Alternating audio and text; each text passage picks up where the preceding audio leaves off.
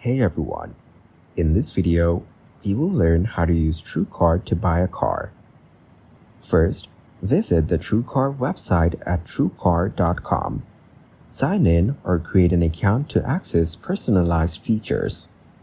Now, select new cars or used cars based on your preference.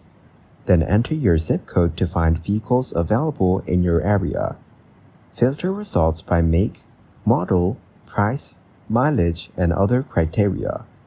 After that, review vehicle listings, including pricing, dealer ratings, and vehicle history reports. Next, choose a vehicle that meets your criteria and click on the listing for more details. Contact the dealer to confirm availability and schedule a test drive. Finalize the purchase through the dealer, including financing options and paperwork. Thanks for watching.